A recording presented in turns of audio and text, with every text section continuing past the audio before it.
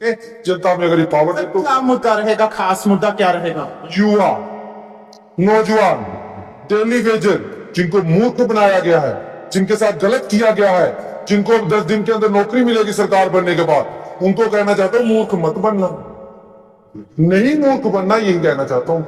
क्योंकि पाप की घंटी भी आप लोग बने हो, लाठियां भी आपको पड़ी है, जेलों में भी आपके हो।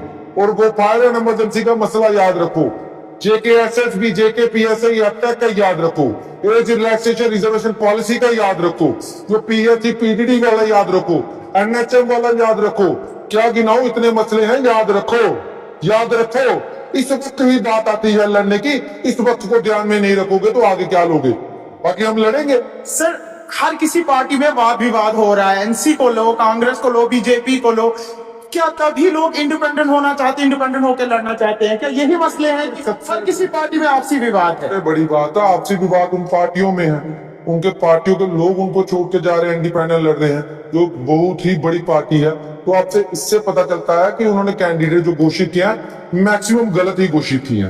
NC और अलायंस के होने के बाद अकरम चौधरी को टिकट नहीं मिली, जिसे अवाम का गुस्सा देखा गया कि वो अवाम का कहना है कि उसने हमारे लिए बहुत अच्छे। जो अवाम के लिए ऐसे काबिल लीडर होंगे तो गुस्सा देखने को मिलता है, जो काबिल नहीं थे वो कहें कि हमको गुस्सा है तो वो मैटर नहीं करता। और पार्टियों को भी ये मैटर नहीं करना चाहिए, अपना सीधा फंडा है। सर, जो काम करने वाला है उसको नहीं मौका मिला तो गुस्सा है, जो खुद ही घर में बैठ के मतलब पुत्र मोह में, किसी बेटी के मोह में, किसी पार्टी के मोह में ये सोचता है मैं लीडर हूँ, वो काम नहीं चलता, मुझे टिकट नहीं मिला, गुस्सा करने का कोई फायदा भी नहीं है। लीडर को गुस्सा करने का, जो जनता जिसको चाहती है गुस्सा करने का फायदा है।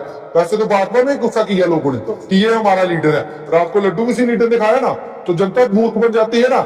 जनता इन मूर्खों, इन लीडरों के चक्कर में नहीं आए, ये अपना देखते हैं, अपना फायदा देखते हैं, इनको जनता से मैटर नहीं करती। बीजेपी के कार्यकर्ता रविंदर राणा के ऊपर उंगली उठा रहे हैं, वो बेचारा कार्यकर्ता जिन्होंने 40-40 साल दिए हैं पार्टी को, तो फिर 40 साल देने के बाद लड्डू खाने शाम को तो फिर क्या फायदा?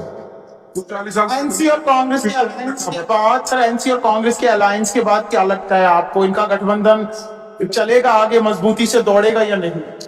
हाँ, अगर NC का कोई लड़ता है तो मेरी बात सुनिए। इनके मैनिफेस्टो में काफी वाद विवाद हो रहा है, मैनिफेस्टो को लेकर इनकी। NC का लड़ रहा है, कांग्रेस का वहां बैठा है, अगर कांग्रेस वाला वहां पे गलत करेगा तो NC को नुकसान होगा, और जहाँ पे कांग्रेस का तो NC का नहीं है, NC वाला वहां पे ड्रामा करेगा, नुकसान होगा।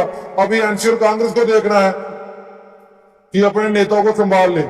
सर, अगर चल नहीं सकते साथ तो ऑपोजिट पार्टियां जो हैं वो नेशनल कॉन्फ्रेंस के मैनिफेस्टो को लेकर कह रही है कि ये आतंकवाद को बढ़ावा देंगे।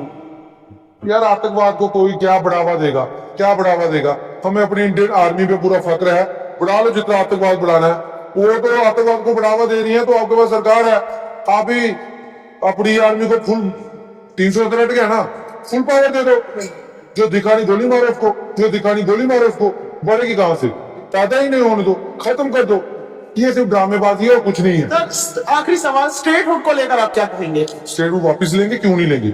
हमारे राजा साहब की रियासत है, 370 वापस नहीं आना चाहिए। 370 से हमें कोई ज्यादा बात नहीं करनी, लेकिन एक चीज कहना चाहता हूँ, रोजगार और नौकरी वो बाहर नहीं जानी चाहिए। अगर वो बाहर जाएंगी हम इनके फलक से भी छीन के वो मुद्दा वापस करवाएंगे। 370 टूटने के बाद नौकरियां और बाहर नहीं चली गई, युवा बेरोजगार नहीं। अगर बाहर जाती हैं तो 371 धारा भी है, वो हम यहाँ पे लगवाएंगे।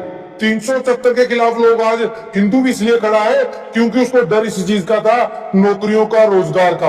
आज नौकरियां रोजगार बाहर जा रही है, इसलिए 370 का मसला उठा है। अगर 371 होती, नौकरी रोजगार, हमारे बच्चों को बाहर नहीं जाता, कोई भी आज नहीं बोलता ये बीजेपी का कसूर है, बीजेपी का कसूर है, बीजेपी का कसूर है। बहुत बहुत शुक्रिया। तो बता दूं, हर कोई पार्टी जो इस समय है भाजपा पार्टी को टारगेट कर रही है, चाहे वो इंडिपेंडेंट कैंडिडेट हो या ऑपोजिट पार्टियां हो।